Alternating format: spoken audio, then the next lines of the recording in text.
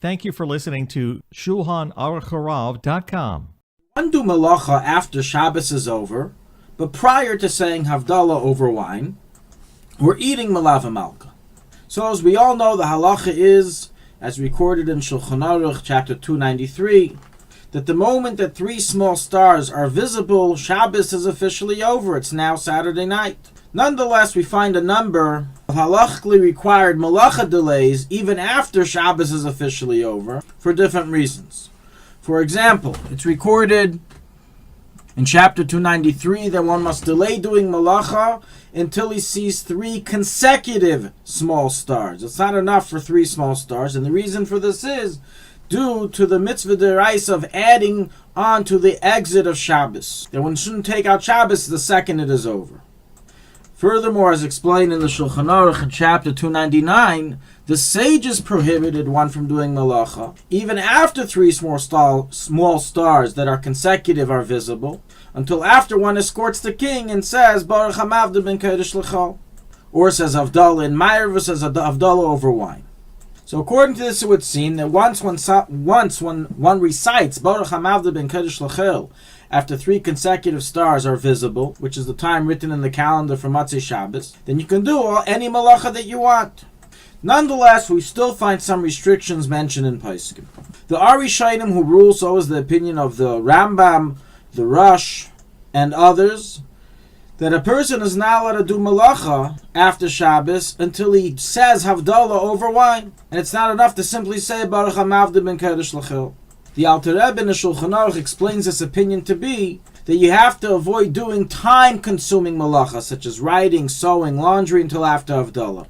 But non-time-consuming Melacha, such as to wash the dishes, sweep the floor, turn on a candle, is permitted even according to this approach. Nonetheless, according to the Zohar, it is forbidden to do any Melacha, even to light a candle, until after Havdala is said over wine, as is recorded in the Darkei Moshe, the Magen Avram, and other Poskim. And thereby we have a whole ensuing discussion. So how do you light the Havdala candle according to the Zohar? Practically, from the letter of the law, Stimas HaPoskim of the Shulchan Aruch, the Alter Rebbe Shulchan Aruch, is that one may do any Melacha once he said Baruch Hamavda ben Kodesh L'chol, and you don't have to wait until you do Havdala over wine. And this is the widespread custom. So once you daven Ma'ariv, you said Baruch Hamavda ben Ma'ariv, or verbally you can do Melacha.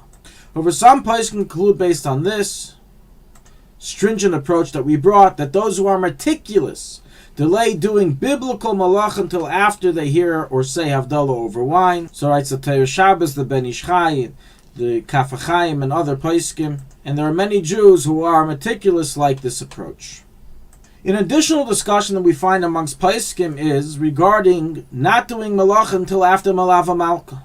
The Sharei Tshuva in chapter 300 brings in the names of the students of the Arizal that since the Neshama Yisera doesn't leave the body until after Melaveh Malka, therefore it's proper for one not to do any Melacha that's not food related until the Melaveh Malka is eaten. And based on the Pri Eitz Chaim, it's written that one shouldn't even learn Torah prior to eating this meal.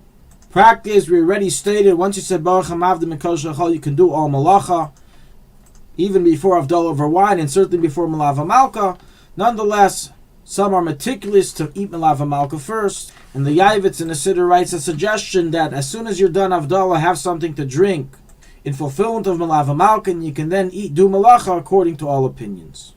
In Meretz Hashem, in a future shir, we will discuss the custom among some to avoid doing Melacha throughout the entire Motzei Shabbos, such as not to sew on Motzei Shabbos and things of the like. Thank you for listening to ShulchanAruch.com. Our free services of making Torah knowledge available to the public depends on donors like you. Please help us continue our work through making even a small contribution at ShulchanAruch.com under the Daily Halacha Dedication section or in the subscription page. Also, check out our online courses and many Sefarim available for purchase that will both enhance your Torah knowledge and help support our work.